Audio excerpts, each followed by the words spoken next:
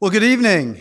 Thank you for joining us. Welcome to our school's annual Martin Luther King commemoration event. This year, part of our Civic Discourse Project and the fifth event in our Civic Discourse Project this academic year. I'm William Anthony Hay, the Associate Director for Public Programs and Professor in the School of Civic and Economic Thought and Leadership here at Arizona State University. Our larger series, the Civic Discourse Project, is now in its 8th year, and we're very grateful to those who've supported it by attending our events. We're happy to be collaborating, as always, with Arizona PBS on recording the event series. Edited broadcasts are shown locally and posted on the Arizona PBS website. And we encourage you also to look at our school's website, at SCETL's website, for an archive of all of our speaker events and webinars over the past 8 seasons, including the lecture and dialogue events in the CDP. Our website is scetl, SCETL, at asu.edu, so check us out. I'd also like to thank Corey Mishkin for hosting a private dinner after our public program today. We appreciate his support for the Civic Discourse Project and for this event, and again, the support of our community and Friends of SCETL to make these programs happen. When SCETL launched as a new department, as an innovative program in civic education in 2017, 2018, we established an annual lecture to honor the Reverend Martin Luther King and this national holiday.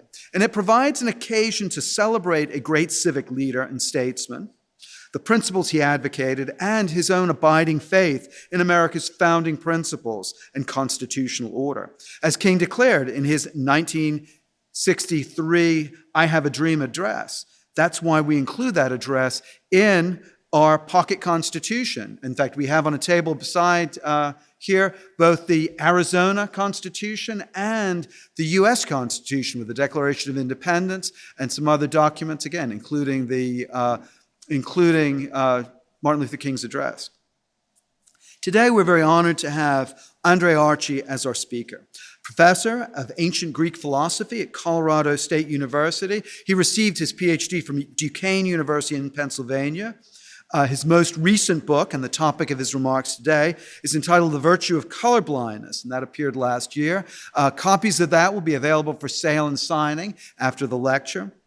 He's published in a whole series of academic journals on Plato and Aristotle, but beyond his academic scholarship, Archie's public-facing work highlights the enduring value of the classics, of the ideas, the philosophy of ancient Greece and Rome, for perspectives on the human condition, and also for current issues, from identity politics and race to family and culture.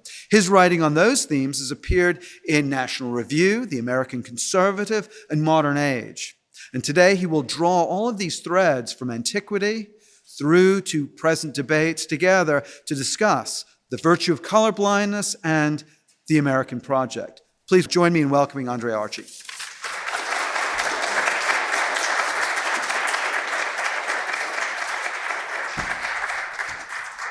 Thank you, Williams, for such a kind introduction. And it's special to be a part of an organization that actually promotes American founding principles. And so that's what I would like to talk to you about today.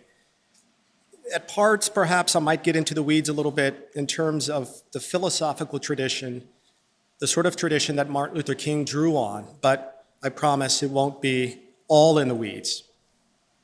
So the title of my talk is The Virtue of Color-Blindness and the American Project.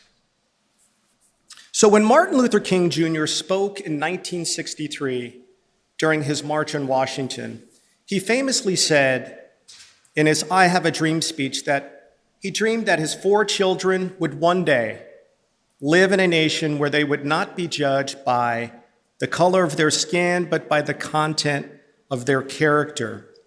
Earlier that same year, and in a radically different context, King's letter from a Birmingham jail spoke movingly about the collateral damage of racial prejudice done to Black Americans and white Americans, and done to, quote, those great wells of democracy which were dug deep by the founding fathers in the formulation of the Constitution and the Declaration of Independence. No other public figure in modern times has expressed sentiments so consistent with the colorblind principles in the Western philosophical tradition.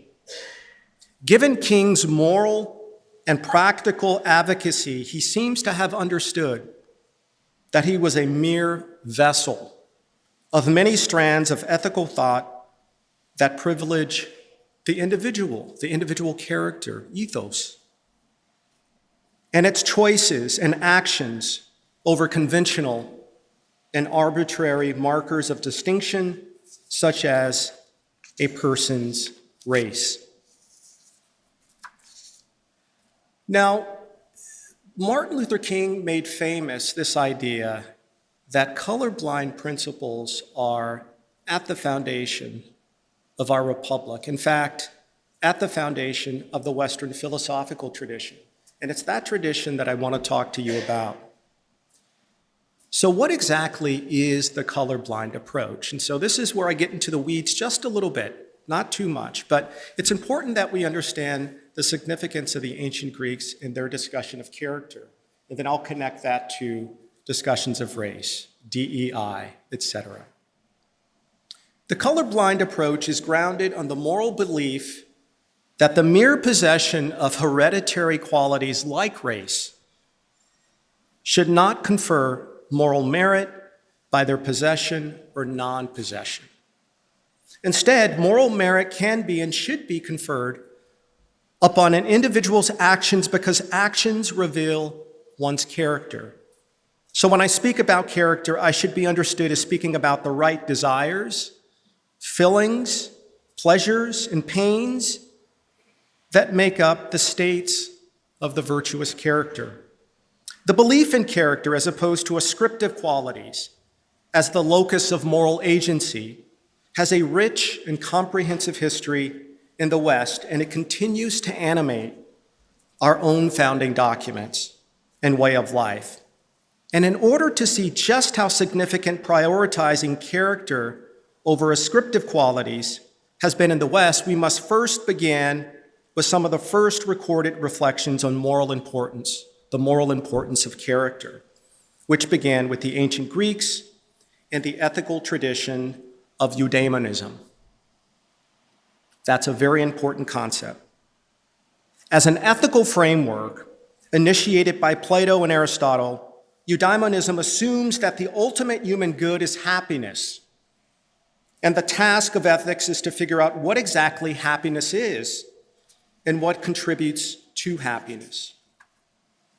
Ancient Greek ethics is person-centered, which means that in thinking about the best way to live or what to do, the ancient Greeks focused on two things: determining the right thing to do and doing it properly motivated, due to one's virtuous character.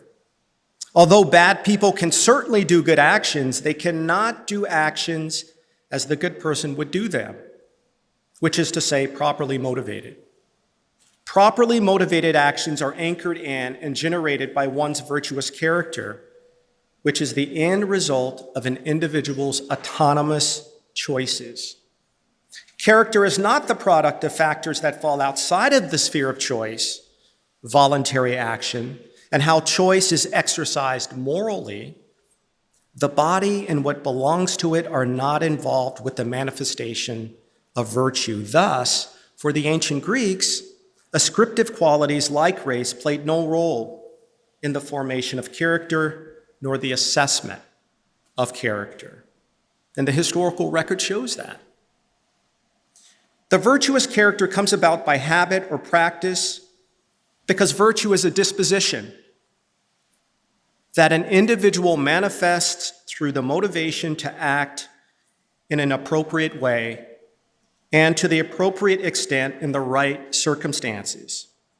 So it's habit and the development of habits as crucial for moral education, the formation of character, and most crucially, for moral motivation.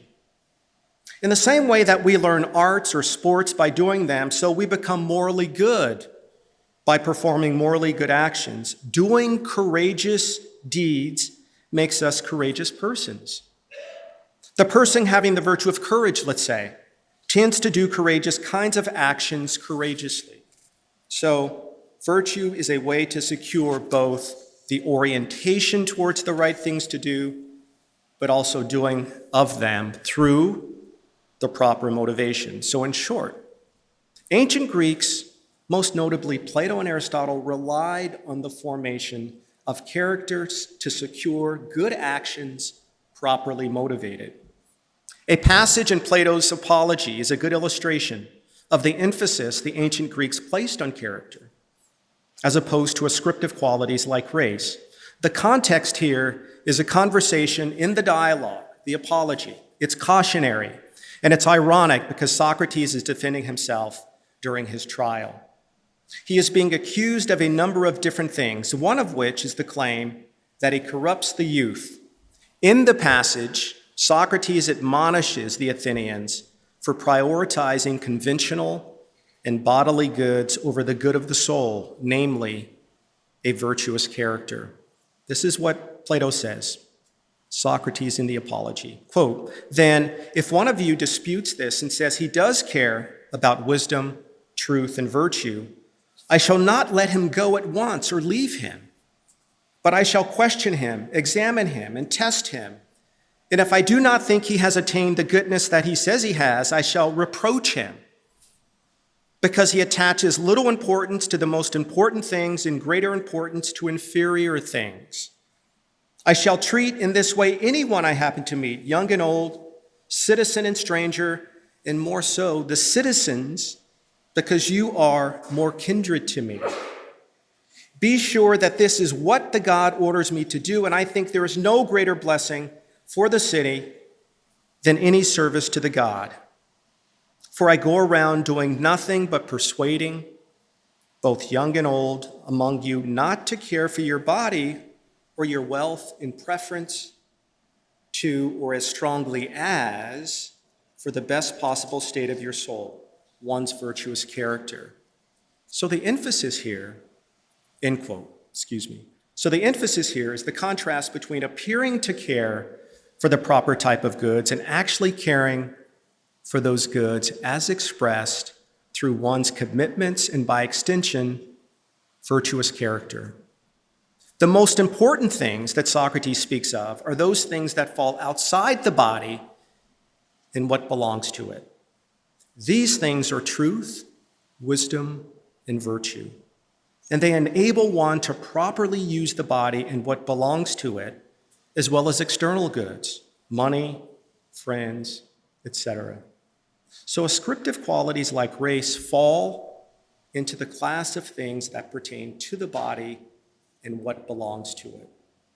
So in the modern context, another way of saying Socrates' overall point, at getting at Socrates' overall point, is to say that the content of one's character determines one's attitude towards the body and what belongs to it, like race, and one's attitude toward external goods like money and friendships. So this brings me back to the colorblind sentiments expressed so powerfully by Martin Luther King. He tapped into the rich Western philosophical tradition initiated by the ancient Greeks to gain much needed support from a broad swath of Americans who knew that racism was wrong. Socrates' message that character counts all these years later resonated with the deep sense of dignity had among good, decent Americans. So one other person we should discuss is Aristotle. I won't spend too much on Aristotle, but Aristotle too talks about character. So let me just say a little bit about Aristotle. The other foundational figure in the person-centered eudaimonistic ethic is Aristotle. Whereas Plato's Apology focuses on the role of virtue in the proper use of the perspective toward ascriptive qualities of the body and what belongs to it, Aristotle's Nicomachean Ethics illustrates the role choice plays in the conferring of moral merit upon human action. So here too, like Plato, Aristotle argues that the type of choices one makes is anchored in one's character, certainly not in the body and its physical qualities. So there's a world of difference. There's a world of moral difference, for example, between a mercenary soldier fighting courageously to protect a foreign land versus a homegrown patriot fighting courageously to protect his own country's land. The patriot's actions exhibit the proper type of courage in the appropriate circumstances, properly motivated. Accordingly, moral merit can be conferred upon the patriot's type of courage. The mercenary's actions do not exhibit true courage at all because his apparent courage is perverted by ulterior motives that prevent the proper type of courageous motivation. And here, Aristotle's comments on the importance of choice, voluntary action as a reflection of character are as follows. This is the last quote from Plato or Aristotle. Quote, "Still they, the ignorant themselves, by their slack lives, are responsible for becoming men of that kind, and men are themselves responsible for being unjust or self-indulgent, in that they cheat or spend their time in drinking bouts and the like, for it is activities exercised on the particular objects that make the corresponding character. This is plain from the case of people training for any contest or action. They practice the activity the whole time. Now, not to know that it is from the exercise of activities on particular objects that states of character are produced is the mark of a thoroughly senseless person. Again, it is irrational to suppose that a man who acts unjustly does not wish to be unjust, or a man who acts self-indulgently to be self-indulgent. But without being ignorant, a man does the things which will make him unjust. He will be unjust voluntarily," end quote. So character can be morally praised or condemned because it results from our prior choices and actions. And our prior choices and actions were voluntary. So we are responsible for our own characters in the present. It makes no sense to praise, condemn, or assign moral status to ascriptive qualities like race because one's race is an indelible feature of one's body, and it has not come about through choice. So for Aristotle, choice is key in terms of conferring moral merit on a person, because it's through choice that we see a person's character. So when society does assign moral status to race, as Dr. King illustrates, bitterness and hatred become the main currency through which Americans interact with one another. The reason for the bitterness and hatred has everything to do with the arbitrariness of assigning moral status to racial characteristics.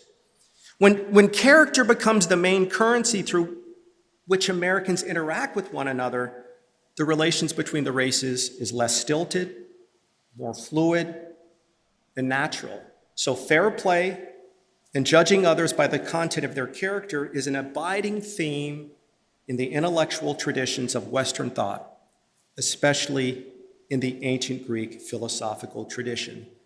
So it's this tradition that Martin Luther King is expressing in many of his writings. In his most classic writings, I Have a Dream speech, he talks about Socrates, he talks about Aristotle. King embodies this tradition of character. And so when he says he dreams that his 4 children would be judged by the content of their character as opposed to their skin color, this is the tradition that he's drawing on. And this is the tradition that we've completely, or at least some of us, have completely forgotten about. Which brings me to the opponents. Who are the opponents of colorblind principles? The colorblind approach to race relations, and its emphasis on character, is challenged by a number of individuals. But before we get to those individuals, what do they argue? They argue that racism is a systemic feature of American society and Western civilization in particular. The systemic racism claim also has been referred to as the original sin argument. You might have heard of it. The argument holds that America's racism against people of color, Black Americans in particular, isn't simply a fading anachronistic holdover from a bygone age, but that racism's presence permeates every aspect of America because it flows from the very foundations of the American founding. In other words, racism for America is a secular form of original sin. Now, these anti-colorblind defenders are an assorted group of individuals. These individuals populate and influence institutions and organizations that hold enormous power and sway over everyday Americans. They consist of primary and secondary school teachers, journalists, public intellectuals, activists, academics. And it's no accident that these individuals find themselves in positions of power among their like-minded cohort, right? Because any attempt to undermine a society's traditional beliefs and practices requires what? You get to the kids, you get to the children, right? You get to education. And that's precisely what they have done. The Italian Marxist, Antonio Gramsci puts it nicely. He says, to change society, you conduct a long march through society's leading institutions. That's how you affect change. This is precisely what the opponents of the colorblind approach, this is what they've done. They've been quite effective, especially in academia. But not just there, even in corporate America, although things are starting to change. So in the context of race relations, I would argue the long march began with the institutionalization of ethnic studies, things like African American studies. I'm talking about in the 60s. Because if you remember, if you know anything about the history of ethnic studies departments, there was a lot of nuttiness in the beginning. You had people like Leonard Jeffries. You remember him from the 80s and 90s? Very anti-Semitic.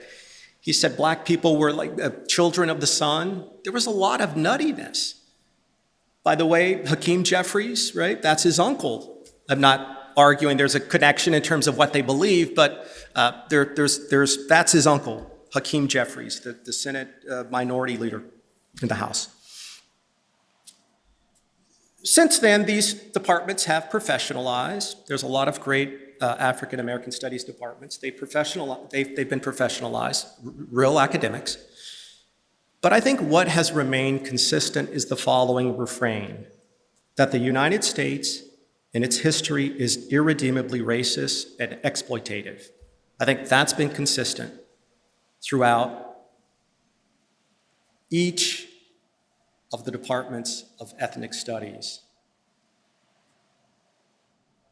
So I would argue the proper way to construe this institutionalization of a lot of ethnic studies programs is to make a distinction between the core and the fringe.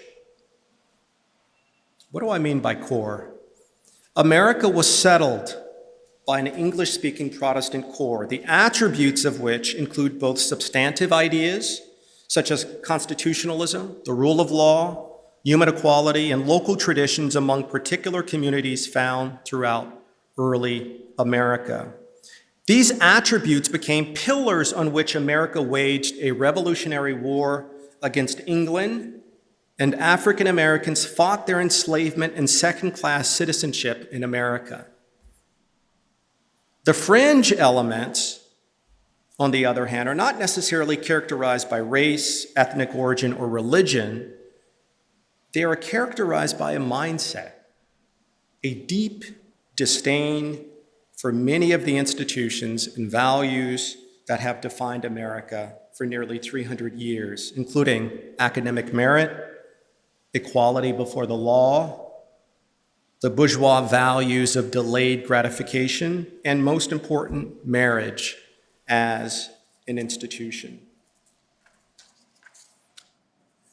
So let me say a little more about ethnic studies departments, because I do think they've been incredibly influential in terms of a type of divisive politics that we see in academia, but also in the public square. So the influential role played by these departments in academia is one that has undermined a particular conception of the American identity that is grounded in colorblind principles and that transcends race.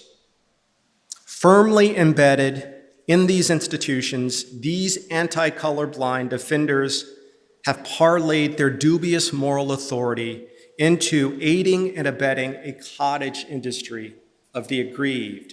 Some of the most pernicious and delusionally aggrieved of these individuals have become academics and public intellectuals who claim to be speaking racial truth to power. And we can talk about specific individuals. I talk about it in the book. But it's important to get a grasp of what it is they're saying. Now, as we celebrate Martin Luther King, it's incumbent on each of us to take to heart what Abraham Lincoln believed set us apart from other nations of the world. In 1863, in his response to a serenade, Lincoln reflected on the enduring meaning of another holiday, our nation's birth. The 4th of July and what it represents complements our celebration of Martin Luther King. So when we celebrate Martin Luther King, we're celebrating the founding principles of America. King enlarged those values. We've forgotten that. But King also is a product of a particular tradition, the Western philosophical tradition. But in Lincoln speaking about the 4th of July, this is what he says, quote, "Since on the 4th of July, for the first time in the history of the world, a nation by its representatives assembled and declared as self-evident that all men are created equal. That was the birth of the United States," end quote. Lincoln goes on to single out for praise Thomas Jefferson for having written the Declaration of Independence and for John Adams for having advocated for it forcibly during congregational debates. For John Adams for having argued forcibly for it during the congregational debates. And it's here that Lincoln is expressing the aspirational belief that civic equality among American citizens is the bedrock of our democratic republic and its institutions. So again, the belief in civic equality, the acknowledgement of which we also celebrate the ideals for which Martin Luther King stood. We can't separate the two. At its founding, America was unique among nations in its express commitment to the belief that all men are created equal. Although the pursuit of that belief has taken many bumpy paths throughout our history, we've been blessed as a people to have the wherewithal to eventually course correct, to do the right thing. So where does that leave us in terms of DEI, diversity, equity, and inclusion, and their advocates? Because we need a course correction. We've tolerated a lot of DEI and a lot of discriminatory practices, but now we're in need of a course correction. So there's two positive developments, or there's several positive developments. DEI has mounted a powerful challenge to the belief that all men are created equal. But I think the Supreme Court's ruling recently, Students for Fair Admission versus Harvard, has done a lot of good and will do a lot of good in terms of Americans being divided along the lines of race and ethnicity. And we're starting to see change. At several elite institutions, Harvard, MIT, diversity initiatives are being questioned or being abandoned. Even in corporate America, I think it's safe to say, we're starting to see the ebbing of diversity initiatives enacted in the wake of George Floyd's death and its racial reckoning. In fact, a recent headline from the Wall Street Journal reflects the about face on ethnic and racial initiatives. Quote, "Banks, law, and consulting firms are watering down their diversity recruiting programs, end quote. So all of these changes should be seen as positive developments in how America confronts its past and the relations between American citizens. By prioritizing civic equality, equality before the law, we can finally turn the page, hopefully, on policies based on ethnicity or racial identity. So this brings us to a really important question, the question that I'll spend most of my time speaking about and trying to elaborate on. Well, what should replace DEI? What should replace diversity, equity, and inclusion? Now, when you think of that term, it sounds rather benign, but it's a form of discrimination. It might be for good ends or virtuous ends, or at least that's the argument, but it's still discriminating. Discrimination is discrimination. There's no positive discrimination. That's what they call it. It's positive discrimination. It's making up for the past. It's all dubious morally. And so what should replace it? If we see the demise of it, which I think we are, what should replace it?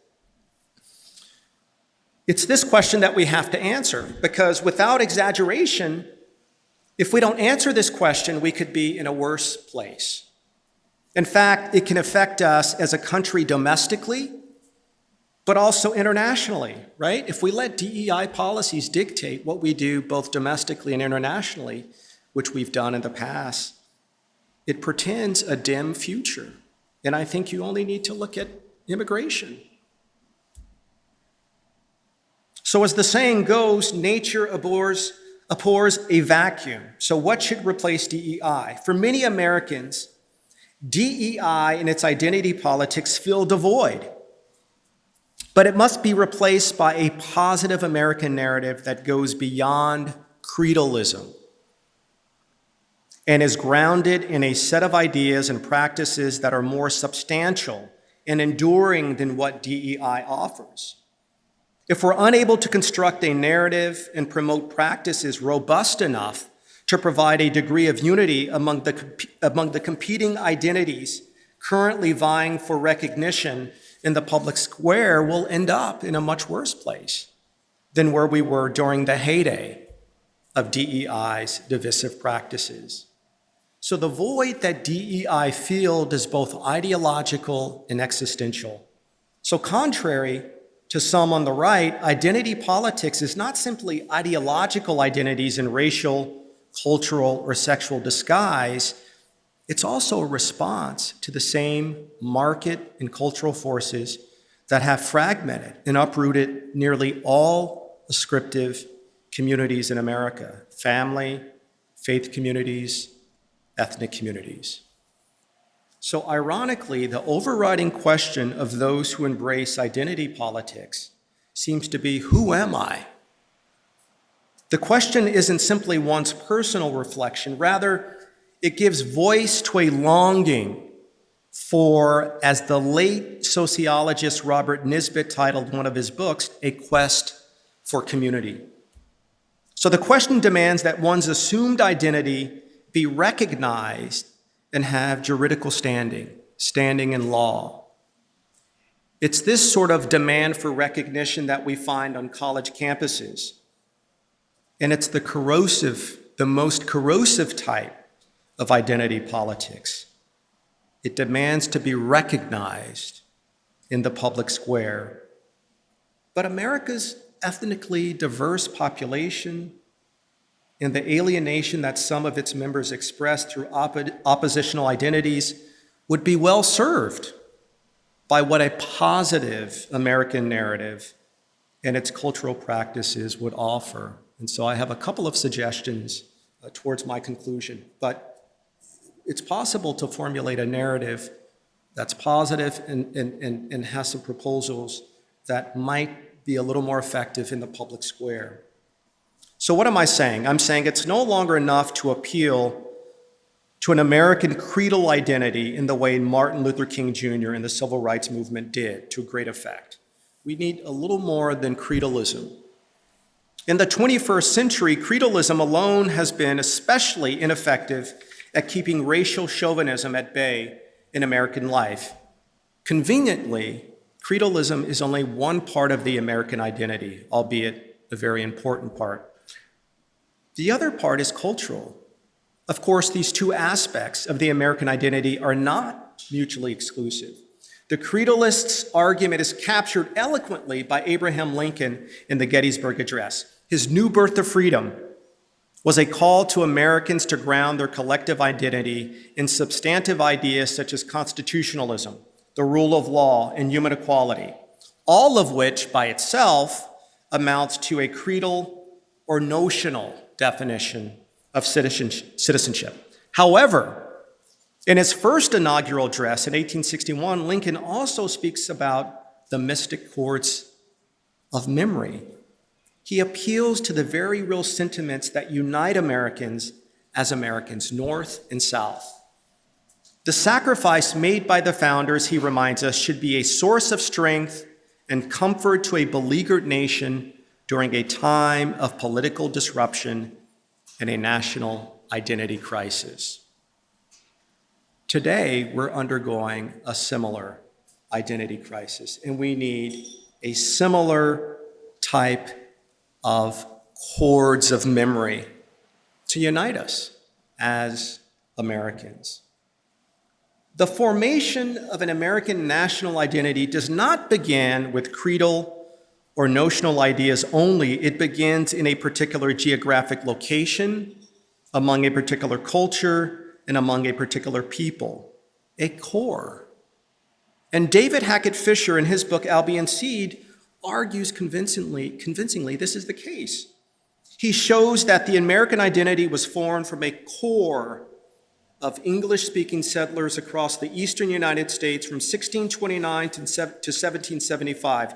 These immigrants and their British folkways account for the various regional cultures that endure today. Taken as a whole, it was these British cultures that Publius John Jay seems to have in mind in Federalist Number 2 when he wrote, quote, that Providence has been pleased to give this one connected country to one united people, a people descended from the same ancestors, speaking the same language, professing the same religion, attached to the same principles of government, very similar in their manners and custom, end quote.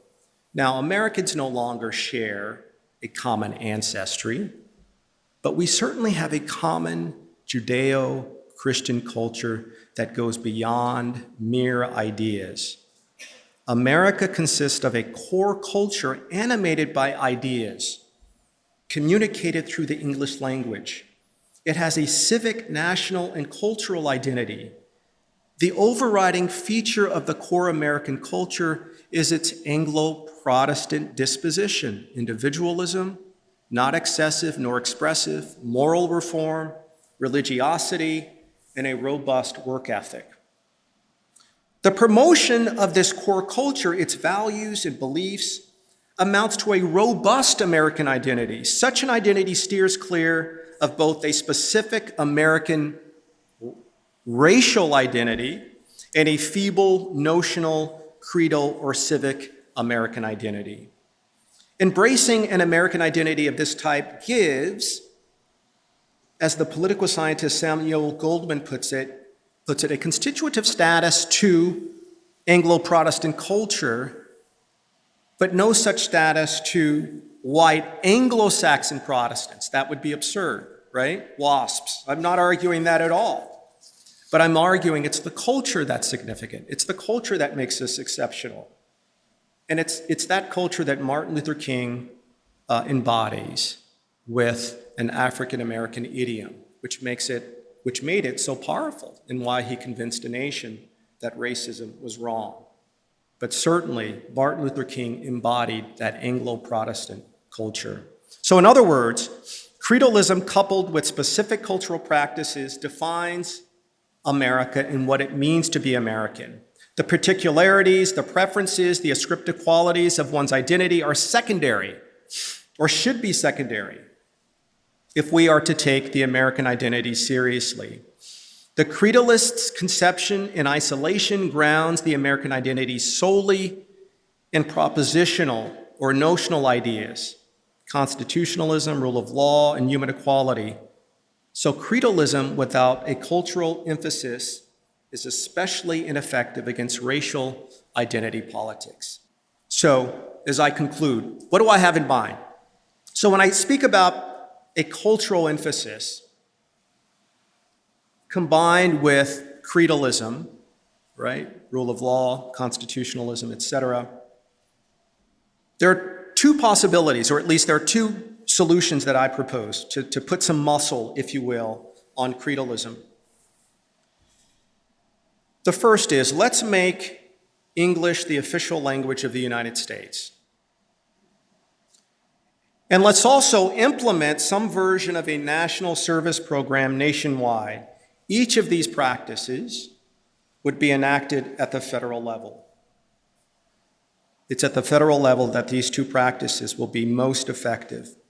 Now, neither of these suggestions are foreign to American soil. In 1780, John Adams proposed that English be made the official language of the United States. But for various reasons, which we can get into, the proposal was rejected. Since then, there have been several unsuccessful federal attempts to elevate the status of the English language in America.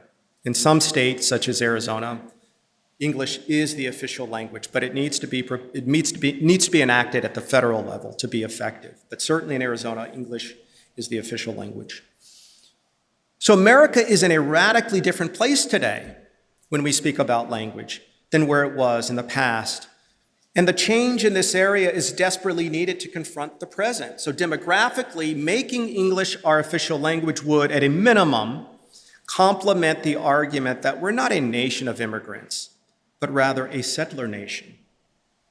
More importantly, elevating the status of the English language on the federal level would play an important symbolic role by serving as a proxy for many of the unifying core cultural features that we as Americans have rallied around historically.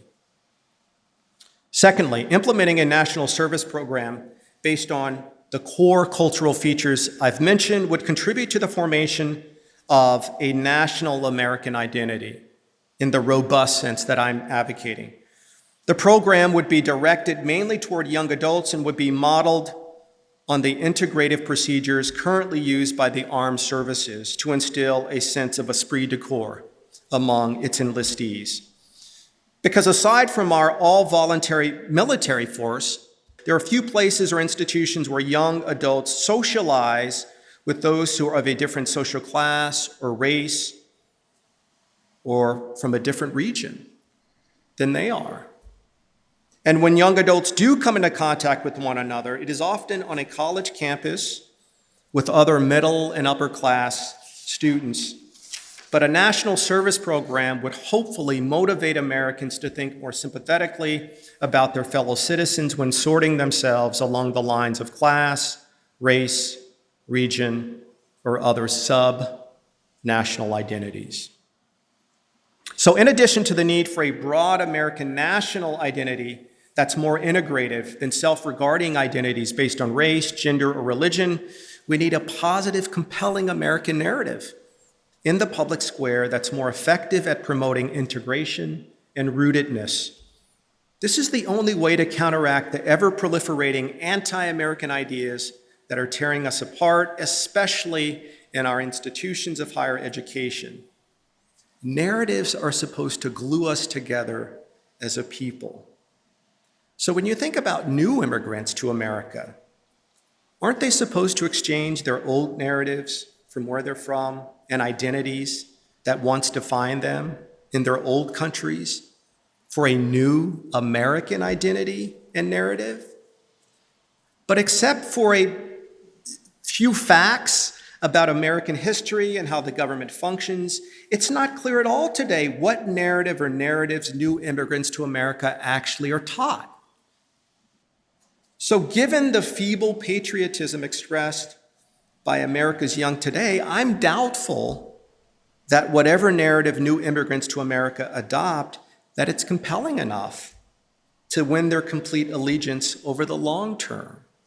It's not their fault, it's our fault.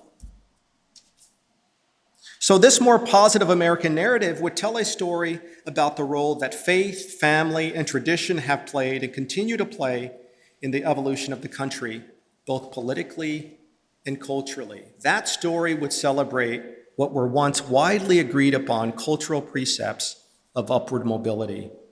That you should, for example, speak English competently, finish high school, complete college, get married before having children, and respect the laws. Now, I recognize this is aspirational, but at least it's a goal to strive towards. Not everyone are born into circumstances that make the ingredients of upward mobility possible. I get that. I'm sympathetic to that. I've experienced that. But at least we can have the aspirational goals. That's what's key. So that uniquely American narrative and the story that it tells should be top of mind as we celebrate the legacy of Martin Luther King.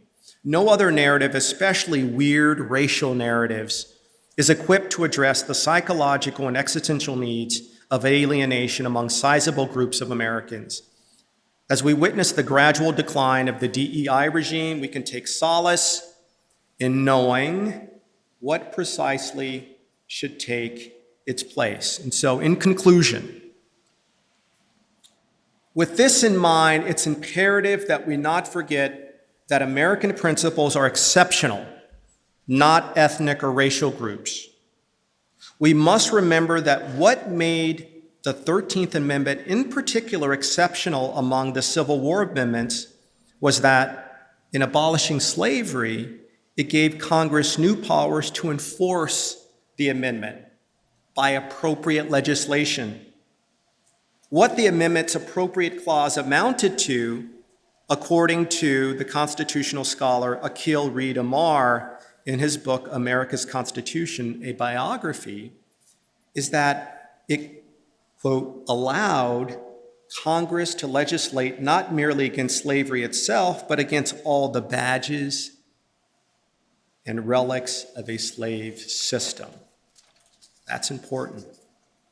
So those who sympathize with the opponents of colorblind principles and who cast people of color and Black Americans in particular as forever in need of various types of racial remediation are wanting to assign again those very badges and relics of slavery on successive generations of people of color and Black Americans in particular. But thankfully, the Supreme Court recently in Students for Fair Admission has finally acknowledged the unexceptional idea that Black Americans in particular are equal before the law like everyone else. So those of us like Martin Luther King on the side of colorblindness understand that race as an ascriptive quality isn't meritorious. Character, culture, and effort are meritorious. The scales of success or opportunity should not be tipped in favor of some Americans at the expense of other Americans because of the color of their skin. The scales of success should be tipped in favor of merit. Now, this approach to merit, like colorblindness itself, is aspirational. Let's not forget that. It's aspirational. But it's certainly a worthy goal to keep in mind and to strive toward in a country as diverse as the United States of America. There's no other option. Thank you.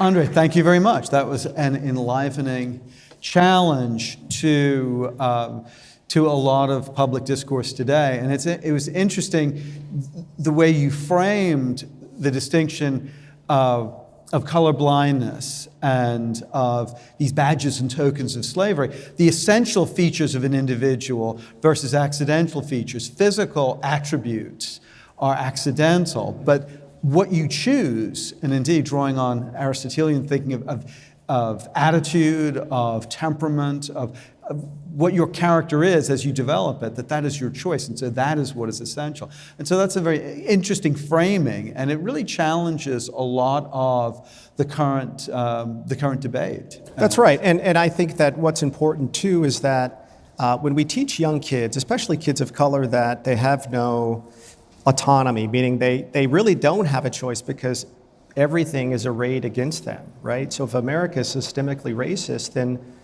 why put forth effort, right? Because the system is stacked against you. So I think that we do a lot of damage to the young in particular who are just beginning to figure out who they are, how they fit into the world. And so I think it's really destructive for society. And even for good-intentioned people to think this way. My wife was a teacher years ago, and she would just tell me stories about things that she would hear, you know. It's best to teach blacks to read when you have a drum, you know. Things like that. Or it's best to teach, you can teach black kids how to read by, you know, bringing in rap and et cetera. Now, there's a place for rap, you know, perhaps, but, you know, when we're talking about the formation of skills and capacities, to limit a person's ability, given what their race is and what they can know and what they can learn, is just detrimental. It's just unfortunate. So this idea of character, I think King did a fabulous job at communicating that, especially as it relates to the whole tradition in which character is discussed, quite philosophically. Well, the word republic comes from this public thing, the thing we share, and from the Greek polis through the Roman tradition and to the present American republic and modern republics. It is what we share, and so how we can build a shared society on the basis of essential, not accidental attributes. Well, I'd like to open for questions. So we have microphones set up, and for audience questions, if you have a question, please step forward and ask it. If you have a long speech, we'd rather you not give it, but we very much welcome questions. This isn't an intellectual question, but you repeated one word over and over towards the end, and I'm not going to pronounce it right. I don't know what the word is. Creedalism? Yeah, creedalism. Yeah, creedalism is the idea. Basically, it's Lincoln that really captures creedalism. It's the idea that America should. What unites us as Americans are certain principles like constitutionalism, private property, equality before the law. So these sort of big ideas and concepts, which really emerged in full force after the Civil War. It's these sort of concepts that unite us. It's not race, it's not religion, but it's like concepts of democracy that we all sort of subscribe to as Americans because we have presumably very little else in common. So sort of abstract qualities like equality. Like C-R-E-E-D? Yes, A-L, yeah, creedalism. Well, it's interesting. It's become such the phrase "the American Creed" has become so commonplace. Right. I don't remember who originated it, but it's an idea of principles and ideas, commitments that define being an American. Not just the way you do things, but what you believe. And this becomes taken from a religious statement of belief. So if you, just as to be a Christian means you believe, you follow the Apostles' Creed, it's a set of propositions. So the American Creed is following a set of principles and propositions. You believe this, you belong. And that's become a very influential, as Andre was saying, in a very influential way of defining, but it can be a limited way. Question? So the opponents of colorblindness, as you describe them, want to use the law to affect change. That's what it seems. Have wanted to use it, and maybe that's falling away now. The proponents of colorblindness also seem to want to use the law to affect change. Is there room in this for what Martin Luther King described as soul force? And also, where does Aristotelian friendship fit in? You know, that's a really good question, especially the Aristotelian part. I mean, I think that philia, right, friendship, is grounded on colorblindness. And so that's the tradition that I was referring to. Can there be some sort of uniting the two, the proponents versus the opponents? I don't see how that's the case. When you look at someone like Derek Bell, who says, when you talk about neutrality, objectivity, impartiality, Derek Bell's no longer with us. He's the creator of critical race theory, or at least it started off as critical legal studies, then that became critical race theory. But Derek Bell essentially argued that when we talk about being objective and impartial, that that's a ruse in order to hide the white power structure, right? So if you're being objective or impartial or formal, that's really hiding the fact that people of color are being discriminated against or being marginalized by these sort of abstract concepts that especially we find in law. So I don't know if there's a way to reconcile the two, because I think that law should treat everyone equally, or at least we should be equal before the law. Again, it's aspirational, but that should be the goal. Whereas the opponents seem to argue, well, it doesn't matter. What we need to do is have certain results because a certain group of people were discriminated against in the past, and we need to make up for that. So if some people need to be marginalized and discriminated against, then so be it. So no, I don't think there's much of a reconciling those two traditions. I just wanted to thank you for presenting tonight. Lovely presentation, learned lots of cool stuff, and I loved your connections to Plato and Aristotle. Lots of stuff that we learned in one of my classes. It was great. I just wanted to ask real quick, as someone who just participated in their first election, I've been really interested in connecting with my peers and talking about big political stuff and ideas that are important to me and important to the country. And I wanted to ask, how would you suggest that we open the dialogue for issues like this? You mean specifically in terms of identity politics, or just, I would say be honest, be nice, but be honest. And, I really think there are a lot of other like-minded individuals who are open to these sorts of discussions. And it doesn't require that they've read Plato or Aristotle, but I think that we all have an intuitive sense that we should be colorblind. I really do. But I think institutions become important in helping us, to incentivize us to treat others based on their characters.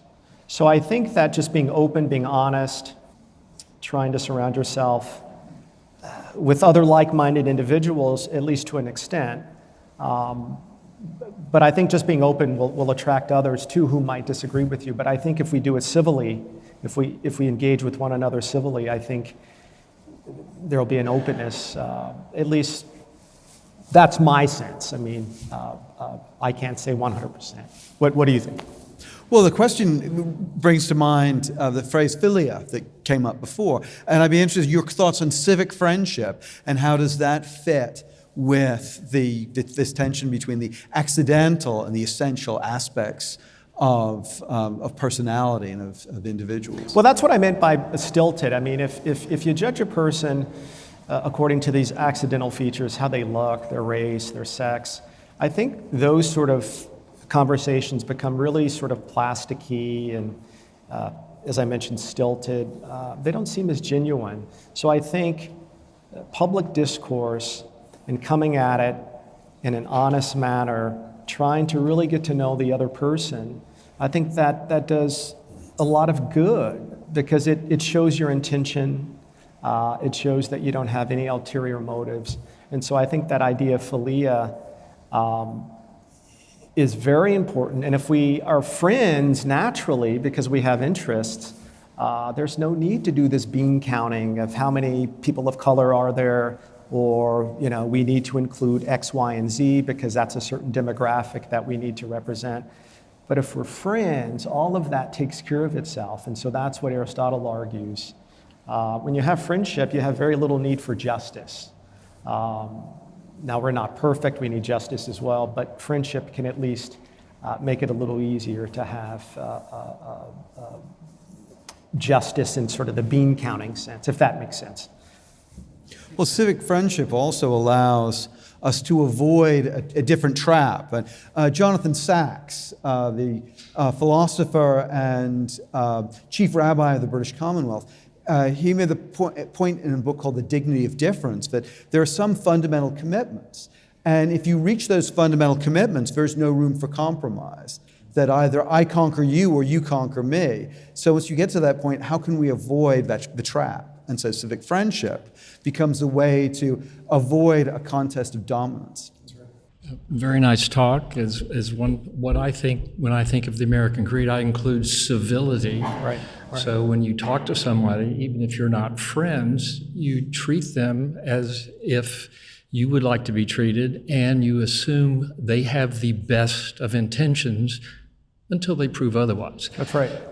So what do you say to those people that see racism under every bed, under every rug, and behind every bush, and anyone that utters the words colorblind says that, oh, you are internally racist, internalized? How do you respond to those people? I usually don't. There's, those people are, it's difficult to say anything to really get them to see this supposedly radical different position. I think it's a sickness. And I don't want to be flip about it. People have experienced racism. I've experienced racism. You might have experiences, or individuals might have experiences in their families that really sort of determine how they see the world and other people. And I can't be arrogant enough to say, that's ridiculous. But I would hope that individual eventually meets someone or reads something to change their perspective. I can't say that I have an answer for how do you get to those individuals. Sometimes it's just life itself that has to teach them. But I'm certainly open to listening to their arguments and working through things with them. But I just don't feel the way they do. If they feel like racism is under every rock, that's just not my worldview. So I didn't answer your question, but It's a tough one. yeah. Thank you for your talk. Thank you. My question is regards to, I love the phrase, the mystical chords of memory. It's a beautiful phrase. Yeah. But in what way does technology, both help and hinder that? It certainly exacerbates differences, but there also seems to be connections that can be made through the social media, et cetera. But as you're trying to repair and heal and grow in a unity or in your vision of what would be a national solution to this, in what way would you both limit or promote the technological world? Yeah, that's a really good question. It's something I struggle with. I have a 18-year-old, and she's on TikTok quite a bit, and it's a constant struggle. They have technology in school, so they have it there. It's much larger than me. I think the most that I can do is to talk to my daughter and say, there's a time for this. This is time to put it away. But in terms of the ideas, there's really nothing I found that's substantive on TikTok that's edifying. Maybe there is. But I do think you get extremes on social media. Everyone sort of goes to their corners. And how do you prevent that? I don't know. I don't know how you prevent that. But I do think families, mothers, fathers, uncles, aunts, communities can do what they can in terms of sort of presenting alternatives. Why do you need to be on your phone or social media, but other meaningful alternatives in the real world that the young can take part in, and maybe that'll limit their interest in social media.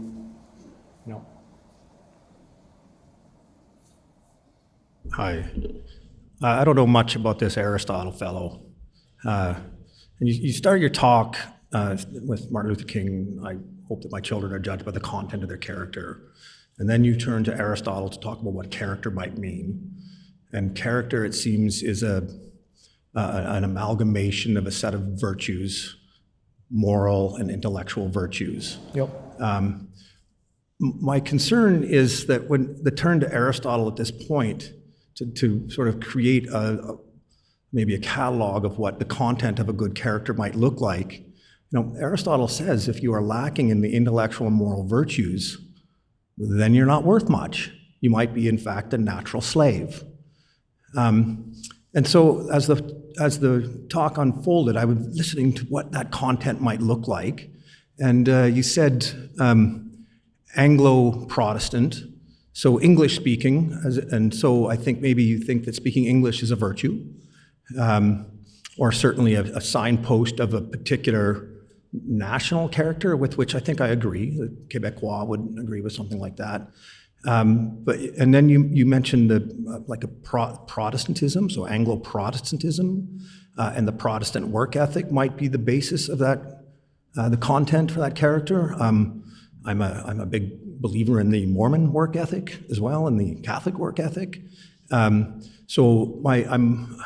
then you suggested, national service, so that folks can come around, come together from various walks of life in America, and perhaps one could cynically say, learn how to cooperate in the wholesale slaughter of other people who aren't Americans, right? One might say that. So what the martial virtues might look like, or what the service in the military might add to the content of that character.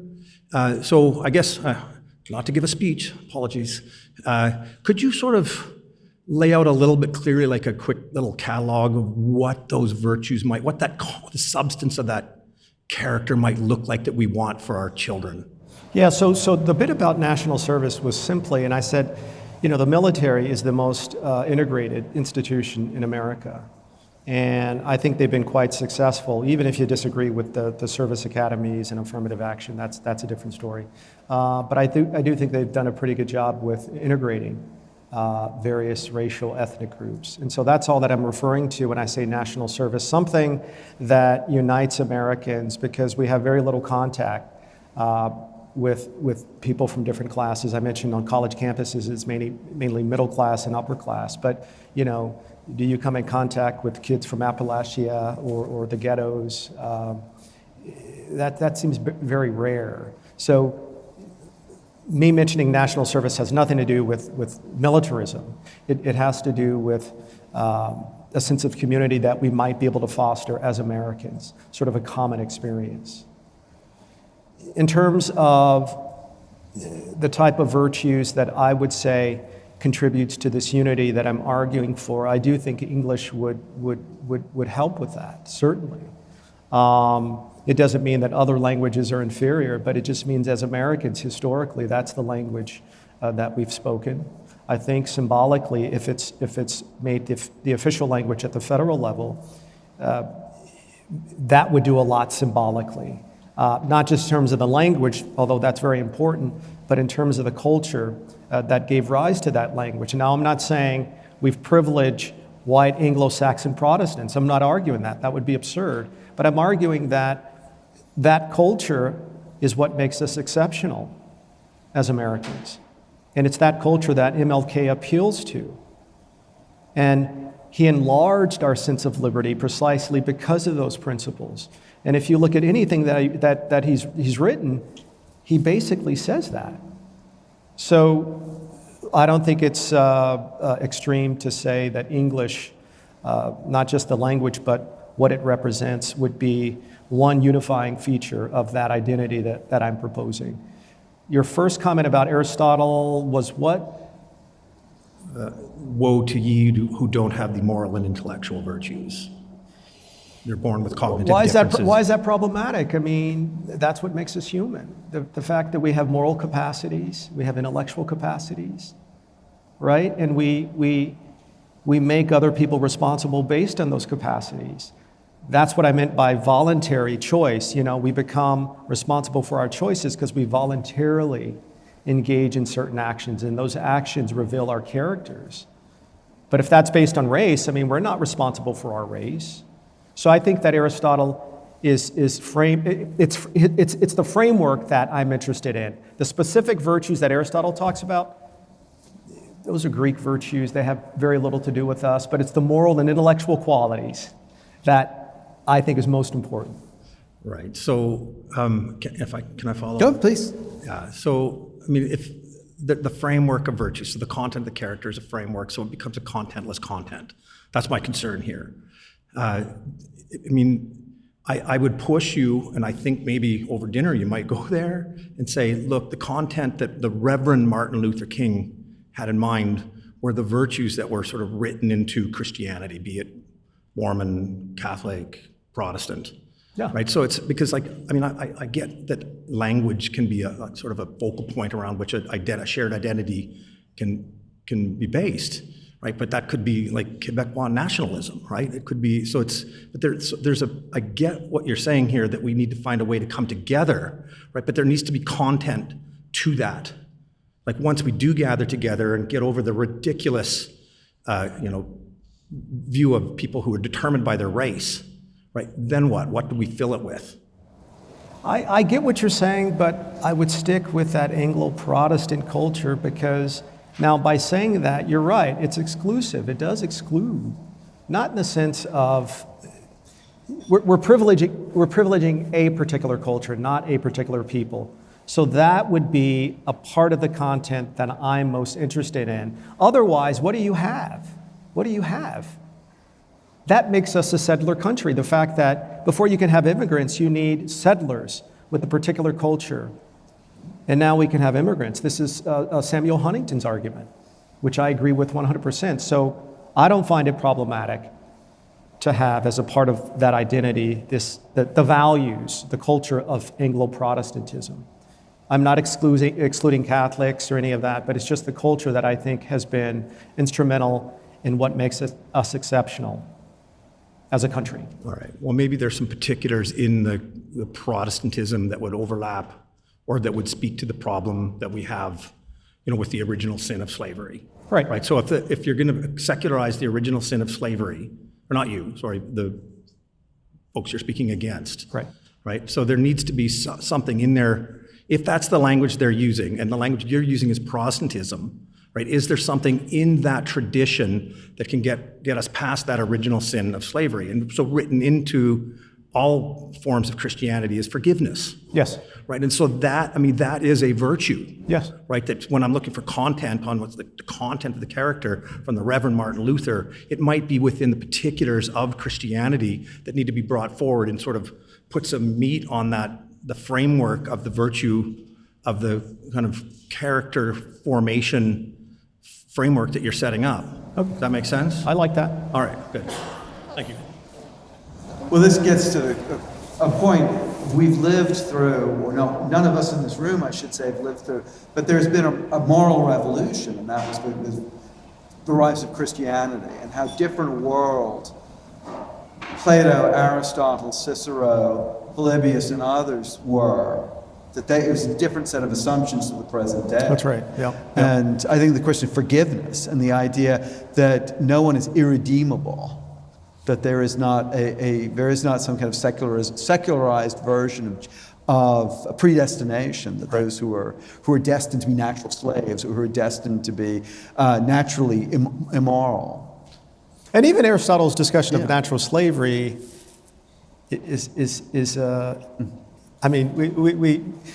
that becomes an academic point, but I don't think he's talking about the sort of slavery that we had in this country. I think it's radically different.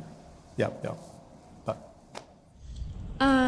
So I just wanted to ask real quick about specifically, like, when you talk about culture, specifically like the Anglo-Saxon, like, speaking English thing, like I'm from South Phoenix, like, it's there's sections there where it's like basically Little Mexico. So like those places, like, or on the west side, you can drop somebody in the west side and it's basically Mexico. Everybody speaks like Spanish. So I would ask, and also specifically too about like Native Americans, reservations like that. I'm Puerto Rican, so like colonies like that where they're technically like in the US and American, and a lot of them consider themselves to be American, but there isn't that English factor in there.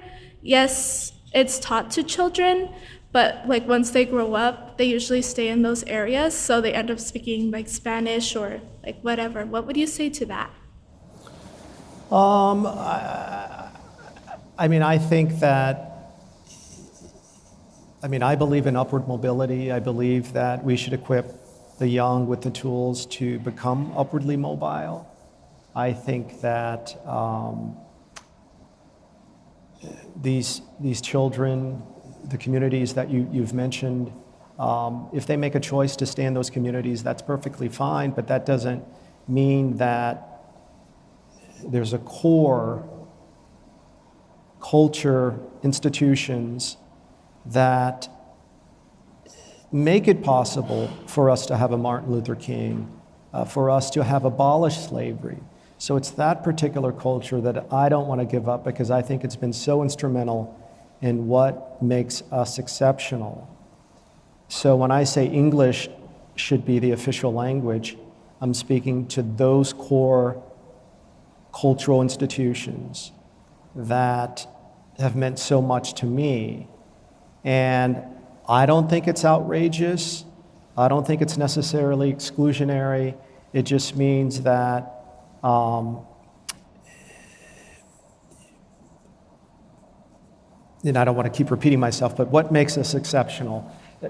That's the culture that I want to perpetuate. It's not perfect. I think we've done so much to expand many of the animating ideas that have defined us. And I think Martin Luther King has been key, Hamilton, Lincoln, but I think that whole tradition speaks to a core culture.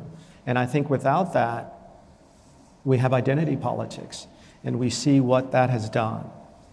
And I think if we completely get rid of that core culture, I think that would be a dangerous situation, at least I think in the public square. It would just be unfortunate. So I'm not sure if I've answered your question. Yeah, it's a complicated question. It's a complicated question, yeah. But I guess what I'm trying to ask is how do people from like where I come from, South Phoenix, go into these spaces if we're not necessarily taught the culture of these spaces a lot of the time? And then a lot of the time too, especially I'm Puerto Rican, but I'm also like Taino Puerto Rican, so I'm native Puerto Rican as well. So it's kind of like we have traditions of collectivism and stuff like that rather than like individualistic tendencies, which is very different culturally. So I guess how do we begin to enter those spaces without being like taken advantage of, basically? Let's see.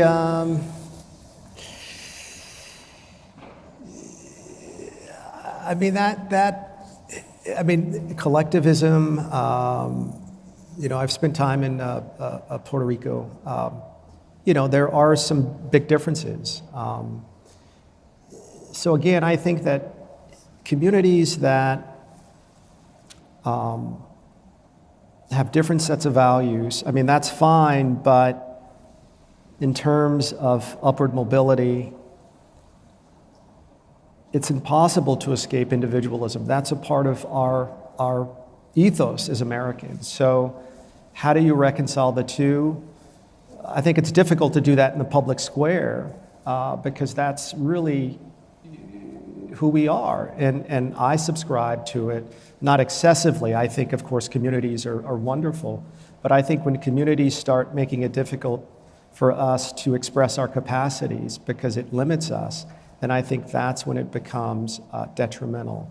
So what I'm proposing is that individual cultures, particularities are fine, but again, it's that core that we should keep intact and expand to include as many people who want to be a part of it can, but I think we shouldn't radically change it to accommodate other cultural preferences. I just don't think we should do that. Okay. Yeah. We have two last questions. I want to give our two last questions their shot. Please speak into the microphone. Hi there. I'm a student of SCETL, so I've heard a lot about Aristotle, but I wanted to ask a little more modern question. Can you talk a little bit more about systemic racism? Because, and correct me if I'm wrong, what I've gathered is that you're saying that it doesn't exist at all anymore. But what I would argue is that there are statistics showing that people of color, and especially Black people, are disproportionately negatively affected by many institutions, specifically by the justice system and many others. So could you please talk a little bit more about systemic racism? Yeah, no, I do think that there's racism. I mean, there's no doubt about that, but I don't think it's systemic. When I think of systemic, I think of every institution, sort of on a fundamental level, are designed, or at least unintentionally practiced or exercised in a way that discriminates against people of color, Black Americans in particular. Now, it certainly was the case, in the past. It certainly was the case. But I think it's difficult to even get a definition. I mean, the definition I gave you is, it varies depending on who you're talking to. What does it mean to be systemically racist? I think there's a past, there's a history in which the criminal justice system played a part, certainly. I don't think our country's systemically racist. I think there's some vestiges from the past that we're still trying to correct and deal with. I also think there's a cultural component that has to do with the justice system. The fact that, 3/4 of Black children don't have fathers. I think that plays a part. So it's a difficult question to isolate individual choices versus societal choices in the institutions that presumably are opposed or argued to be opposed to Black Americans. I don't think it's systemic. I think there are individual cases of vestiges of these practices. There are individual people who are certainly racist. But when you say systemic, to me, I'm not quite sure the goalpost changes. What exactly is it? So how would you define it?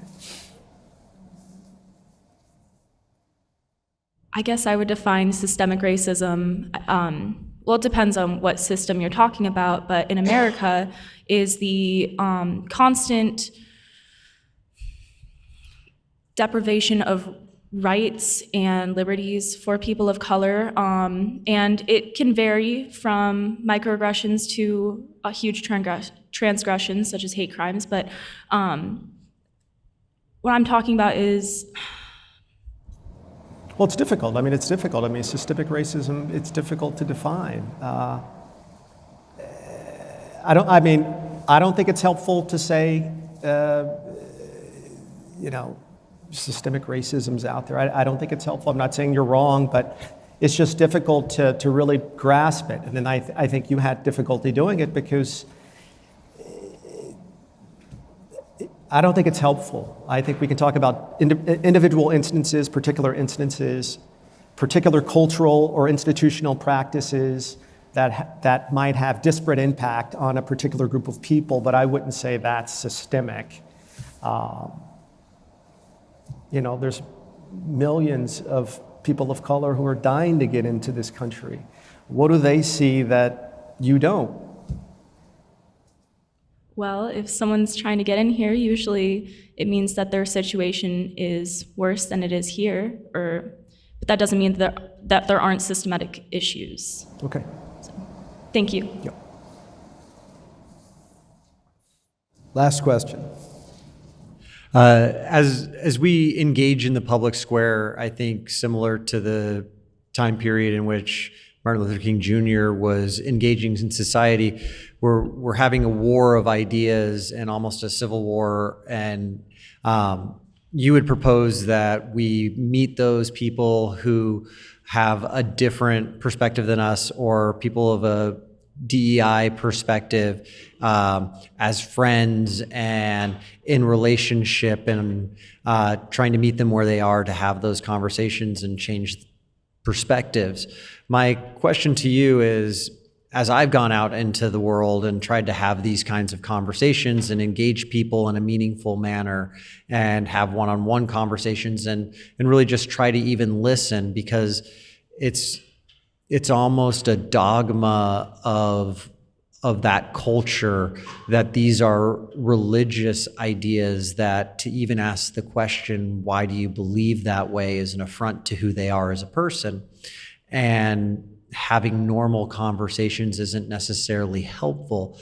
How do you propose that we engage in the war of ideas where it really is, it's dogma, it's deeply held beliefs that maybe don't have an epistemological basis for them, but they're these ideas that they hold true, and just to ask the question is an affront to that person, offends that person, and then elicits a combative response? How do you engage them when having to have a conversation of a colorblind society? And how do you propose as a society we go and have those conversations in a productive way rather than what often leads to a combative way? Yeah, that's difficult. I mean, I think that's why it's the young that becomes so significant, so important. It's how do we educate them? That's why civic education is so significant. Because if you start with the young and you teach them that character does count, and that, they might experience things in the world. If they're of a particular color, maybe there's individuals out there who say awful things, who are hateful, but that doesn't reduce them in a way that they would be reduced if they didn't exercise their own capacities and develop their own sense of reason and rationality. So I think that if we can get the young at a point where when they get older, they truly are open, they don't find it an affront when people challenge them. So I think that's the first thing. I think civic education becomes so significant to sort of prevent that as young adults are getting older, young kids are getting older. The other thing is, I think that when you have institutions that incentivize a certain type of behavior, that's helpful. You might not be able to change the perspective of someone, but I don't think society should have policy to emphasize a certain way of thinking, the way that we've done. I think that makes things much worse. So I think if society can incentivize a certain sort of behavior, a certain sort of forgiveness, a certain openness, I think we will start to begin to see people actually considering the motives of other people and open to new ideas and perspectives. But I think that society can make things much worse. And so what I'm advocating is that our institutions try to stay away from picking winners and losers or calling certain people oppressors and certain people the oppressed. I mean, that's not helpful at all.